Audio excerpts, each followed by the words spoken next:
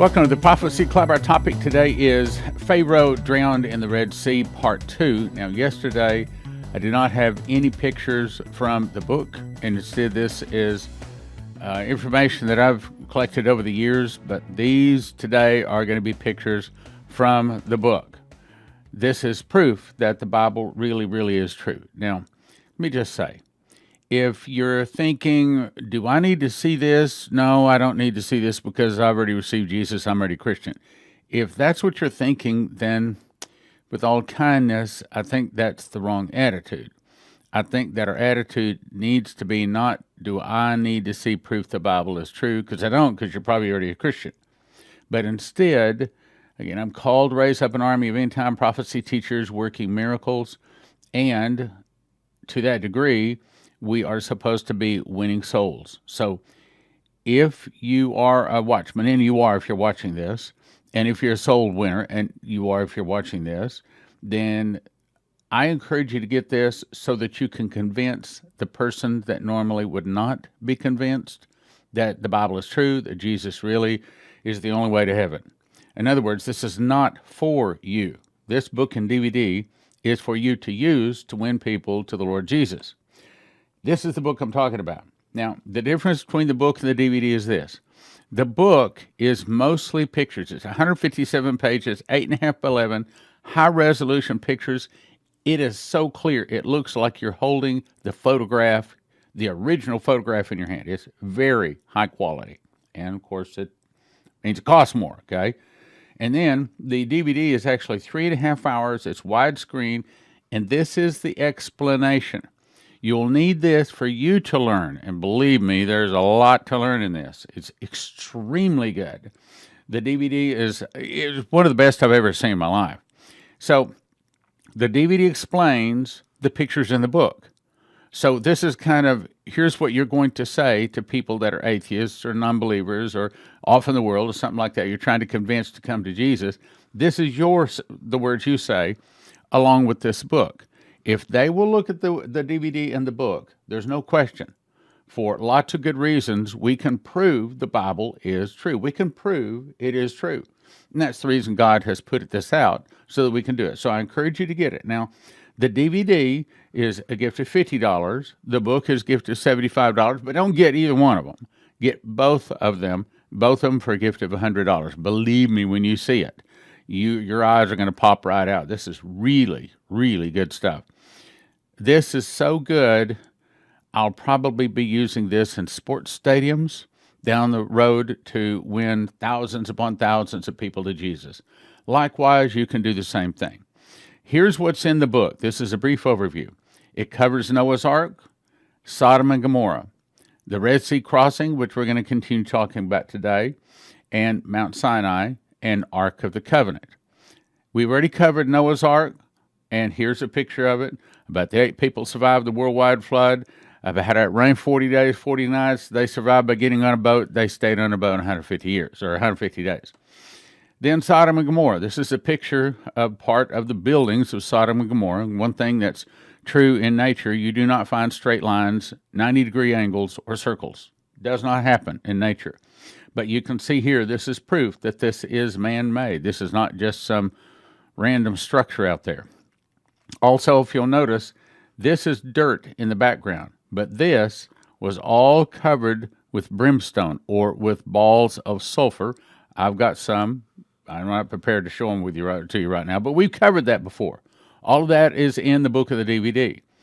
And it talks about how God rained upon Sodom and Gomorrah from fire from the Lord out of heaven. Means that just another dimension, literally a window opened in heaven, and the brimstone came down and hit the city. Today, we're going to talk about Pharaoh Drowned in the Red Sea. Now, this is a picture of Leslie and I in 1991 when we went to Israel to go and see all of this stuff with Ron White on this archaeology tour. But you got to get this book and DVD. Everything that I'm about to show you today, these pictures are all in the book. This is a picture of Kevin, and he's standing next to a pillar, and Leslie and I have been there. We have seen this pillar. And this was found on the seashore, laying over on its side. Ron White believes that there was one on the entrance side and on the exit side of the Red Sea, marking the entrance and the exit where the children of Israel crossed during the days of the Pharaoh. Anyway, this is further proof, but we're going to show you lots of proof. It's granite, big granite pillar there, marking the spot. It says here at Nueva, we look up at the top of a 16-foot red granite pillar erected by Solomon. Its machining pillar was across the Gulf and had the Hebrew words Moses, Pharaoh, Death, Yahweh, Mizraim, or Egypt, Solomon, Edom, and water. So from that, they conclude that this was marking the exit point. This is found on the Saudi Arabia side, and we're going to continue to look at some other things. This is where now it was actually discovered out here in the near the waters, but the government moved it up here so that people could see it. Found laying in the water at the beach, the column was moved in this location in 1978 after Mr. Wyatt pointed out to Israeli military. This is looking back at the beach from the Gulf. So when they got to the far side of crossing Red Sea, this is what the children of Israel saw, except for there was no water. It was dry. They walked through a dry ground. They got over here, and then, of course, the water from the other side came crashing in. This is now looking across the waters from the crossing side, the Saudi Arabia side, in the distance. So that shows you that it's about 20 miles across there. So this is no small feat. 20 miles all the way across there. This is looking from Saudi Arabia over towards Egypt. So this is the exit point looking towards the entrance point. I think this is one of the fascinating parts. And throughout this book, it has an explanation. But if this did not have the explanation, here's what would happen. You and I, if we were to walk to this beach, we would say, well, man, this is unusual. How come this beach doesn't have sand? And the little explanation down there reads, the pillar of fire stood here and melted the sand and rocks together and turned this into hardened concrete. So, I mean, how do you get sand that has been heated to where it's almost like glass along with the water and the rocks? I mean, how do you get like a beach that has been heated up like that? Obviously, from the power of God. To the left, there's one of the divers there, and he is showing you part of the hubs. See, because as we read yesterday, the Bible said that when the children of Israel got almost all the way across, then the Lord removed the pillar of fire so that the Egyptians could come in. But they started catching them too fast. So the Lord removed the chariot wheels from the chariots so that they drave heavily. In other words, the horses were having to drag the chariots with no wheels on them to slow them down, to give the children of Israel time to go ahead and get all the way over on the far side. Now that means if this is true, you would find chariot wheels, but not on chariots.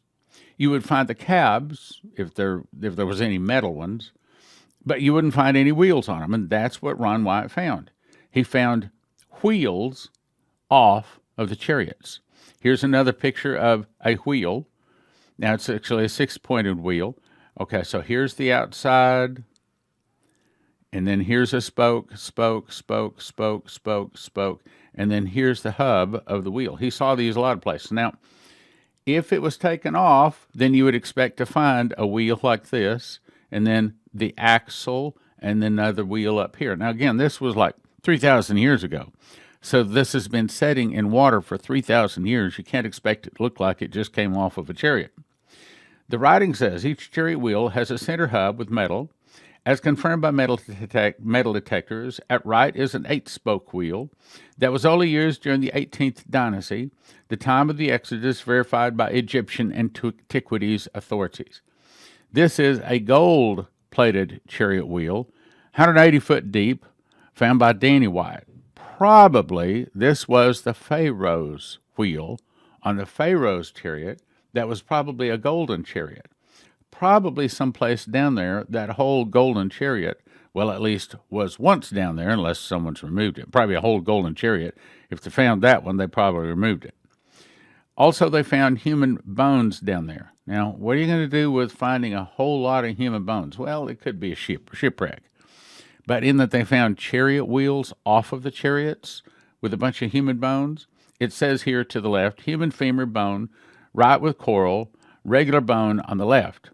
And here's a horse's hoof that was shriveled up after removing it from the water. So how do you get horses, chariot wheels, and human bones 150 feet under salt water out in the Red Sea? How do you explain that? The answer is the Exodus. Here's a femur bone cross-section to your left, and to the right, another bone, another human bone that they found. This is some of the equipment that they used, this ROV, to go down and look at these things. As you can see, it's kind of a handmade ROV, working on a budget, unfortunately, as most Christians have to. It is difficult to find chariot wheels on the Egyptian side of the crossing site, but we did get an image here of a round object that could be attached to an axle. It appears to have a raised center hub. I think he's talking about this right here. This is the regular rock that would normally appear there, but the top part of Mount Sinai is all black. Now, they didn't say it here, and I don't recall them saying it on the DVD either, but I remember, I believe it was Jim and Penny Caldwell. Again, as I said yesterday, Leslie and I spent an entire weekend with Jim and Penny Caldwell. They're the ones that found the real Mount Sinai. They're the discoverers of it. And they said, well, one of the interesting things is you can take the rocks there and bang them up together so that they break, and it looks kind of like a coconut in that the outside is black, but the inside is still red. In other words, it's rocks like this, the normal rocks, but they were superheated, and so that the outside is blackened. So all of this up here was blackened by the power of God. Kind of interesting, huh? Now Mount Sinai was all in a smoke because the Lord has descended upon it in a fire, and its smoke ascended like the smoke of a furnace, and the whole mountain quaked violently. Exodus 19:18. So you can see the difference between normal and burned mountain. Here's a fellow standing out here taking pictures, and it says altar at the base of the mountain. And of course, there's this what looks to be like a place probably where they kept the mountains for, or the animals for sacrifice. As you see a little door here where they did their sacrifices. Here's another aerial shot, remains of a white marble pillars for a shrine erected by Solomon. 4 drone stills are all spliced together to show us a nice overview of the corral area that leads down to the 5 altars at the bottom, again, where they kept the animals for sacrifice. So I encourage you to get the DVD and the book, gift of $100. Again, it's not for you. It's for you to use to win people to the Lord Jesus. So would you give $100 to win a soul? Would you give $100 to keep people out of hell? Of course you would. These are white marble remains from pillars, coral in the background, because it says that when the Bible says that when Moses got there, they set up these pillars representing the different tribes of the children of Israel, 12 of them. Here's the cave. Right here is what they believe was Elijah's cave. Here's a close-up of it. They believe this to be Elijah's cave there. Kind of interesting, huh? You might be saying, well, that's not much of a cave. Well, to get out of the hot sun in that area, that might be a very, very nice cave. A little cooler. If nothing else, just get out of the hot sun. Here's a picture from inside the cave looking down into the valley. Below, carvings near the base of mountain of Apis, bulls, and at right, the dancing rebels. All of this, high-resolution photographs. Now, if you'll look at these, you'll see that they all have this design on them. And then here's pictures of people dancing. So this is people of antiquity trying to say that this is where the children of Israel made the molten calf, and that's a picture of the cows of that day. And then they worshiped them. They were dancing and worshiping Moloch, and that's when Moses came down off the mountain with the 10 Commandments, saw them, broke the 10 Commandments, and killed the 3,000 people that were worshiping Baal. Another picture, golden calf altar with the view of Mount Sinai in the background. So this is what they believe, the altar that they probably put that golden calf on. Now, I know that might not look like it's very big, but if you look down here, see this fence going all the way around here? That lets you know that's a big altar, and that took people that were able to move very large stones. Of course, people coming out of Egypt had been building the pyramids, so they're used to being able to move very large, heavy objects, so that's not a problem for them. Ancient Egyptian cattle at the altar of the molten calf. If you'll see, they all have this strange, like, pattern on them. Here's another picture of it. See the way I have this strange pattern here? This is from the inside the pyramids, and this is what? So it's ancient people trying to tell us that yes, this is where they worship the golden calf. View from the blackened mountain looking down, so you can see it's all black here, and then you can see that there's nothing out here that looks blackened like that. Plateau on the mountain where the 70 elders met with Moses. This is what they think happened. In other words, up on top of this big mountain, which takes like 3 days climbing to get up here. So this is no small feat. So for 3 million people to, of course, only Moses went to the very top, but 3 million people to get across the Red Sea and up to this thing, that was no small feat. Dr. David Kim points to the oldest image of the golden lampstand ever found. Why would this be the oldest? Why would a lampstand that is near Mount Sinai be the oldest carving that they believe they've ever found? Well, because who made the lampstand? That would be Moses and his artificers. So these were the people that saw the lampstand and the Ark of the Covenant when it was first made. They're the ones that made it. So does it make sense to say that that carving might be the oldest one?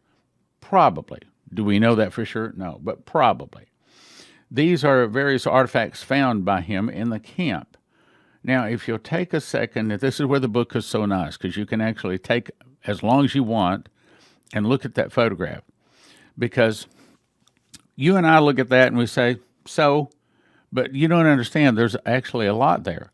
When Ron Wyatt said he was following the children of Israel as they walked around, in other words, for 40 years, they walked from camp to camp from time to time. The pillar would move, and they would have to take up camp, and they'd have to move. And so they wandered through the wilderness, which is what we call today Saudi Arabia, for 40 years. So from time to time, they would move. And he said, so I would follow them as they moved from place to place. And I said, Ron, how'd you follow them? He said, well, following 3 million people in the desert is not difficult at all. Yes, I know you'd think that, well, the sand would cover the tracks, and it has, but things break. Pottery breaks. And he said, they don't have any kind of a trash can. He said, so they just drop it in the sand. And it's so dry and arid that even though it's 3,000 years old, you can still find it. He says, following 3 million people, their wives, their children, their cattle, walking through the desert, not hard at all. And these are the kind of artifacts that were found having to do with this Exodus. All of those can probably be explained by somebody. Now, obviously we see here is a mortar and a pestle. There's all kinds of jars to hold water and oil and spices. However, if you look at this, this is probably a row of mortars and pestles. We see some arrowheads, like that right there. I've got one of those. That is a sling stone, because we think of a sling stone to be about the size of maybe a large marble. No, sling stone was as big as my fist, and it was nice and round because they put it in this long sling with a string with a pocket at the end of it, and then they threw that around their head, and that thing got to going a couple of 100 miles an hour. And the Bible says in one place that people were left-handed, and they could hit basically an eye of a bird. They were very accurate with it. We wouldn't think that that's much of a weapon, but actually it's quite a bit of weapon. So there's a lot of proof to show that they know what they're talking about here. Here's another one. Bible says that in Exodus 15:27, they came to Elim, and we were there. I've seen this. Leslie and I were there in 1991, where there are 12 wells of water and 70 palm trees, and they encamped there. And guess what? They're still there today. Now, what's so interesting is because this is extremely arid. It's a big desert, Saudi Arabian desert. But all of a sudden, you come upon this place where there's palm trees and it's green, and there's 12 wells. Well, that's a big deal, and it's not hard to find at all because everything else is just dry. All of a sudden, here's this water, and it's very needed in the area. This is one of the big things that proves that they know what they're talking about. Bible says Moses lifted up his hand, and his rod smote the rock twice, and the water came out abundantly. Numbers 20:11 says, turning off the paved road and driving through the desert 9 miles, we finally found the 60-foot tall monolith that Moses struck. 60-foot tall, and a testimony of God's provision for his people, giving them water of life. Now, you and I look at that rock, we would not think, boy, water's going to come out of that. Man, there's a lot of water in there. Let's go up there because there's a lot of water right there's a rock. Well, the water didn't come from underneath the ground, underneath that rock. All of this will show you, the book and the DVD, you got to get it. It'll show you what really happened. Moses really came up and struck that rock, and up in here, what you can't see here, towards the top, there is a big round area, about the size of a large beach ball. Apparently, the water was created out of thin air up in the top part of the rock. It didn't come from the bottom up. It was created in the top part of that rock, in the crack of that rock, supernaturally. It was a miracle. Here's other pictures of the rock. Now, this is looking up into the crevice, and this is looking down on the crevice where they took a drone and put fluid up over it. So they're now looking down. This is looking up into the crevice, and where right up in here was where they say this. You might be able to see it right there. That might be the little area where the water was created up at the top of it. Huge rock. You wouldn't think that'd be a place to find water, but that was where God decided to make all water. It says above, Moses built an altar and called the name of it Jehovah Nissi. Exodus 17:15 says the altar shown in the foreground, back down in here, altar. Now, the Western Gentile mind thinks that an altar should be of nice square bricks, but the Bible said that if they lift a tool against the brick or against the rock, then it's polluted it. So they had to find rocks that would stack on each other, but they had not had any kind of a tool against them. So finding rocks that would stack, that are flat like that, that is, trust me, I mean, it's no easy thing, because most of the rocks are more in the round shape, that's a flat brick shape, and so they would have to hunt for miles and miles. It took many, many people and many, many hours to find that particular enough bricks to make that altar. So that was actually quite a feat. Here's another picture of the rock. This is a coastal survey marker at the spot where the Pillar of Solomon was cut down in 1985 at the Gulf of Aqaba. See, because we today call it the Gulf of Aqaba, but in the old times it was called the Red Sea. In Arabia, marking the location of the crossing of the children of Israel. The pillar had Hebrew carving with the words Moses, Mizraim, Egypt, water, death, Pharaoh, Solomon, Yahweh. So Ron White concluded it was erected to mark the spot of the crossing. So this is looking from Saudi Arabia, exit point, looking towards Egypt, the entrance point. Kind of interesting, huh? This is Joseph's step pyramid. Although Ron did not discover this site, he did figure out that this complex was built by Joseph, who was known as Imhotep in Egyptian history. Mr. Wyatt found a series of underground silos designed to store massive amounts of grain, we believe is wheat, for the 7-year famine. In Joseph's day, visitors entered this central hallway to purchase grain during the famine.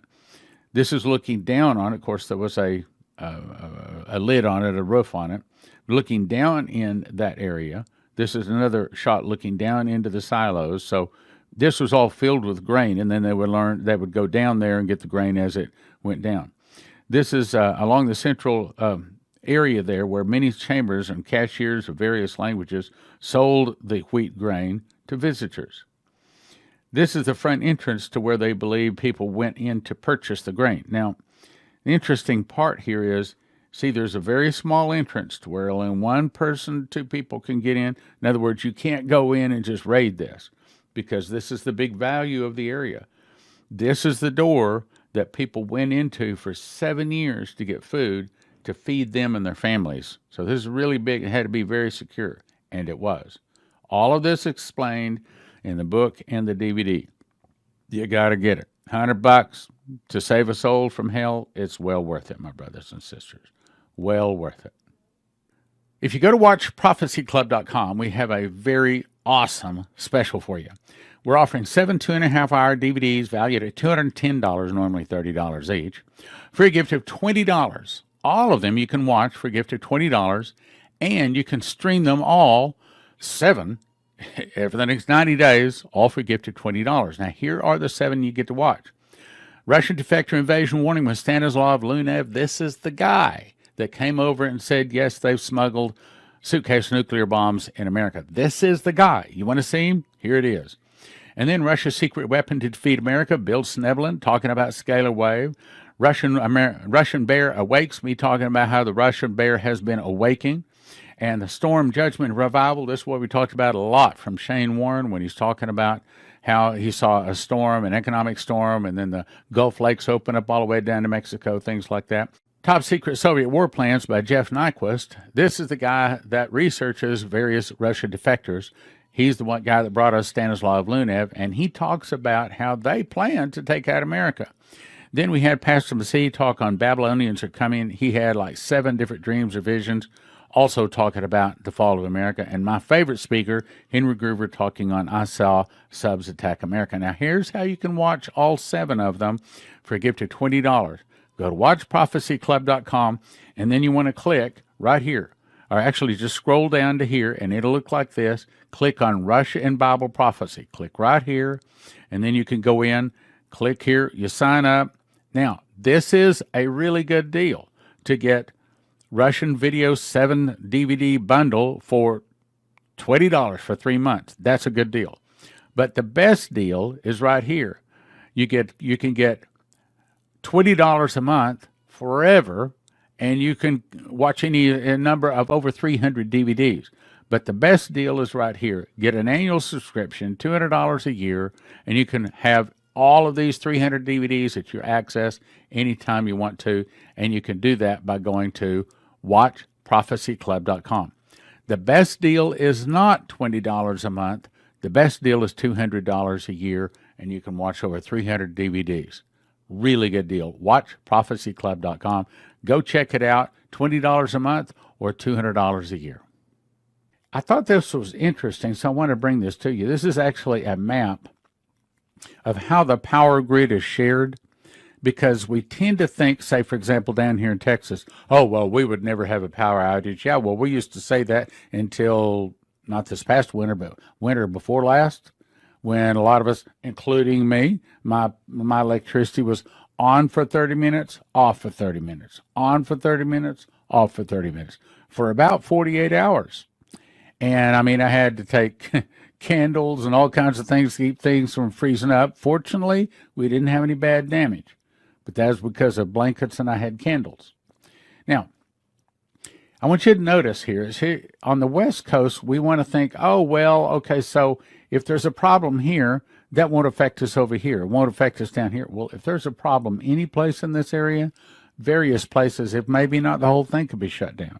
Same thing, if there's a problem anywhere in the Northeast, all of it could be shut down. Texas kind of seems to be its own country, but the point is there, any place there could be a problem. So it could all be shut down, which is why I'd recommend you go to josephskitchen.com. And the little bit difference here. One is you want to get a machine package. I've talked about that before. That's what grinds your wheat berries into flour, put it into a flour bread machine, push a button, 2 hours, 20 minutes later, along with 6 other ingredients, and you have a loaf of bread. Wonderful hot loaf of bread. Then you decide how much food you want to have. You want to have food for 2 people a year, 4 people 1 year, 6 people 1 year. But here's the new part. We just started offering this. We've had a lot of people say, yeah, well, what happens when the electricity goes off? So I searched all kinds of different remedies. What do you do when your electricity goes off? I mean, I spent many days researching it. And it seemed like I had somebody email me, hey, this right here is real. Yeah, but they're out of them. Okay. The people got to have them. Okay. So you can say, well, there's a really good one over here, but if they're out of stock, they're out of stock. Okay. We're not going to help us. So here's what I found. I really like this little unit. I've got it sitting right here. I could reach over and, yeah, I will. Here in a week or so, we're going to get another new unit, and I'm going to show you how it all works. But I've got this. I've tested it. I mean, I've actually had this laying on my lawn. I've hooked my electricity, my computer. This computer has been hooked up to it. My bread machine. Here's what I found. Now, so I'm going to start with the bad news, because I figure if I'll tell you the bad news, then you know the rest of it is all good news. And the bad news is this. Since this little generator is powered by the sun, if you have a totally cloudy day and the sun is not out at all, then it is not going to power your refrigerator, and you will get a warm refrigerator. It is not strong enough to do that. Now, here in a few weeks, we plan to offer another one that is going to be strong enough to power it even in such a situation. However, it's going to cost over twice the price of this little rascal. Right now, this is probably the best deal going out there. I'm talking about somebody that has them in stock so that they can get them out to you. Now, what we're doing, to let you know, we're going to do this for about another week. We're going to see how many orders come in, and then based upon how many orders come in, then we're going to place our first large order.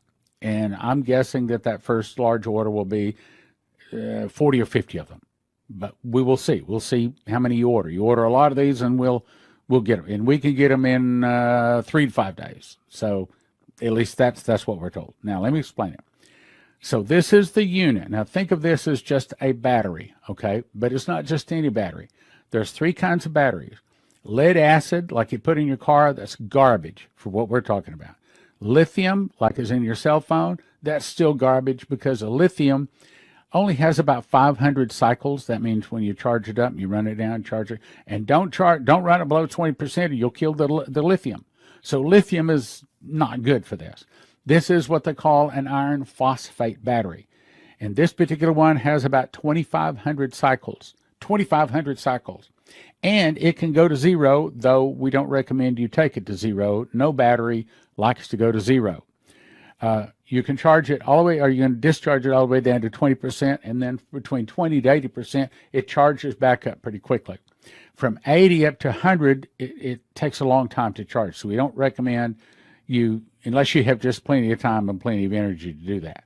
So anyway, it has 4 220-watt solar panels, and it has 1,800 continuous watts. The reason that's important is because that little mill that grinds the wheat berries into flour takes about 1,450. So we didn't want to get it too close. We want to have we don't want to get it right too close to the ceiling.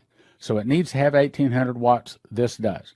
It also has a 1,488 watt hour storage. What does that mean? Well, my refrigerator out here uses about 3,000 watts to run for 24 hours. So that's the reason I'm telling you this is not powerful enough by itself to power a refrigerator for 24 hours. It would need to be at least 3,000 watt hours. However, to jump up to that, based upon my calculations and what I've seen here, it's not worth the price. I'll show you a better way to do it. So here's what they try to sell you. They try to sell you a big storage, but they only give you 2 little 100-watt solar panels. That's not enough. Then some of them will even, of course, that's only 600 hours or 600 watts. But what we do is instead we offer, our program is we put together 4 220-watt solar panels, 4 of them, because you don't get any power out of the battery unless you put it in with the solar panels. So it's better to have more power in the solar panels and less power in the battery. So what we're trying to do is get you a budget. We're trying to get you something so that it will at least make bread even on a cloudy day. And then most of the rest of the time, it'll do really, really powerful. And that's what this is. So with this particular setup, like we're offering, you're going to have 4 220-watt solar panels. That's pretty powerful. So that means it's going to charge your battery during the day, but as it's charging, you can still make bread, run your computer, your cell phones, and a refrigerator. This will run a refrigerator unless you get a cloudy day. It's powerful enough, and probably your refrigerator can go a couple hours with no electricity. I haven't been able to test that yet. I did try to see if it would go 24 hours, and no, it won't. But this is a nice little unit. I've had it now for a couple of weeks, and I really like it. So here's the bottom line. On a sunny day, it'll make 3 loaves of bread, run your fridge, your computer, your phones. On a partly cloudy day, it'll do about half that. But on a cloudy day, all of them, they're all like that. Okay, if you have clouds, you don't have any power. And it's now partly cloudy is partly power. So what we suggest is, yes, we're going to have a more powerful unit here in a couple of weeks. But understand, it's going to be over twice the price. So if you're looking for something to what I think will do the job, to make bread, and to keep you up and going, to, how do I say this? For the best bang for the buck, this is what I think it is. Now, yes, I'm looking forward to the more powerful unit, and it has not actually arrived. We have actually paid money for it and ordered it, and it's on the way. And as soon as I test, I'll let you know about that. But I'm telling you right now, it's going to be over twice the price. So unless you want to spend twice the price, this is probably the unit that you really want to get right here. 4 220-watt solar panels, and you can use this to make bread. Delicious, homemade, healthy, nutritious homemade bread. And these are loaves that I've actually made, and I've actually cooked and eaten and cut and everything. You get them at josephskitchen.com. Right down here is where you go to order this solar generator. And if you're thinking about getting gold or silver, we're going to send you to cornerstoneassetmetals.com. Tell them your Prophecy Club. Hey, love Prophecy Club people because they're informed. And I also want you to go to this. I can't say the words on this page. So you have to look. So you go to this location, and then you search these 3 words. Watch the water. I'll say those words. And you watch this guy, and he's going to tell you, and apparently he is very convincing based upon the people responding. What he's saying is they are already putting poison in the tap and in the bottled water, and Leslie confirms that with a prophet she gave back in 2011. She's not going to be able to trust the tap water or the bottled water. So if you want to get a Berkey water filter, you go to prophecyclub.com, you click Berkeys. I recommend at least you get this one. This is the big Berkey. A lot of people are getting the Imperials in here. I have the Crown Berkey, which has 8 filters. It's enough to filter water for a whole neighborhood. And I want to remind you, this is what the ships look like off of China. So a lot of the things that we're expecting to be coming from China, not coming. They're still in a big lockdown. I just watched Fox News last night. Still, they'll lock down China. They aren't even making a lot of the computers, a lot of things. They've just stopped China from moving. That means it's going to affect us. If you're thinking about getting an EMP shield device so your car will start, or your computers in your home will not be corrupted or fried, the computer chips, when there's some kind of an EMP blast or a suitcase nuke, then we'll send you to empshield.com. And if you enter the promo code PROPHECY, you'll get a $50 discount, and it helps your prophecy. Click like, share, subscribe, and send to a friend.